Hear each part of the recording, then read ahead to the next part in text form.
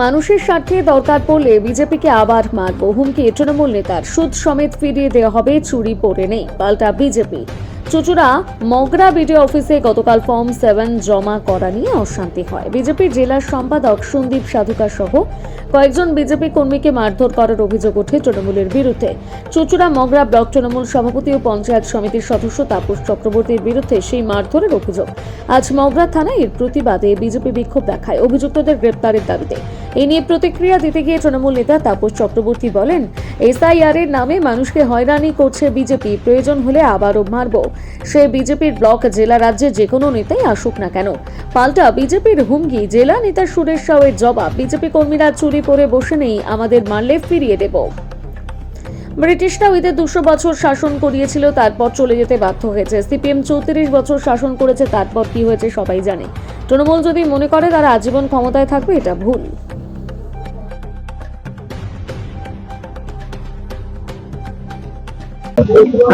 BJP আজকে মগরা থানা একটা বিক্ষোভ করলো।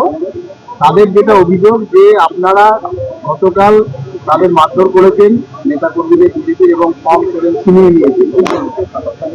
দেখুন, এই বিজেপি ইলেকশন কমিশন অফ ইন্ডিয়াকে লাগু করে, তাদেরকে কাঠের পুতুলের মতন ব্যবহার করে যে সমস্ত মানুষের জন্য যে হয়রানি করছে, বিগত 1 মাস ধরে বিভিন্ন রকম ভাবে হয়রানি হচ্ছে মানুষের হয়রানি হলে দরকার পড়লে তারা আবার নিজেরা এক একজনের 200, 250, 400 করে ফর্ম নিয়ে এসে বৈধ ভোটারের নাম বাদ দিচ্ছেন। বৈধ ভোটারের নাম বাদ দেওয়ার চক্রান্তে যদি কোনো একটা বৈধ ভোটারের নাম বাদ যায়, দরকার হলে আরো মারব। যে বিজেপির নেতাই আসুক না কেন, সে জেলা, রাজ্য, ব্লক স্তরের যে নেতাই আসুক না কেন, মানুষের স্বার্থে দরকার পড়লে আবার মারব। হ্যাঁ, অভিযোগ করুক না, অভিযোগ করুক। আমরা জনসাধারণের পক্ষে আছি। জনসাধারণের বৈধ ভোটারের নাম আমরা কোনোভাবে বাদ দিতে দেবো না। এই চক্রান্তের বিরুদ্ধে যারা চক্রান্তকারী, তাদেরকে রুখে দাঁড়াবার জন্য যা করতে হয় করবো আমরা।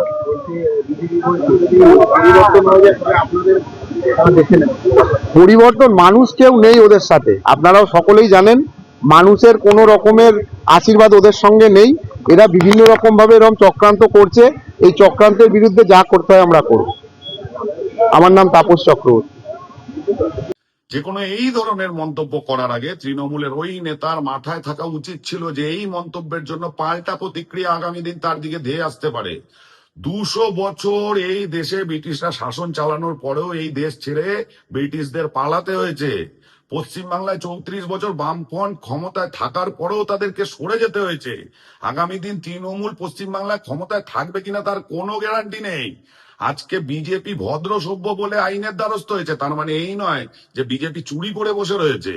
সুতরাং যে সকল মন্তব্য করছেন আর যে সকল টেন্ডেন্সি নিচ্ছেন, তার সঙ্গে এটাও মাথায় নিয়ে আসবেন যে আমরা যখন মগরা ভিডিওতে যাব এসআইআর ফর্ম ছিঁড়তে, পিঠে তেল লাগিয়ে যাব। কারণ এবার আর বিজেপি থেমে থাকবে না। যা দেবে তার উপযুক্ত সুদ সমেত ফিরিয়ে দেওয়া হবে আপনাদের।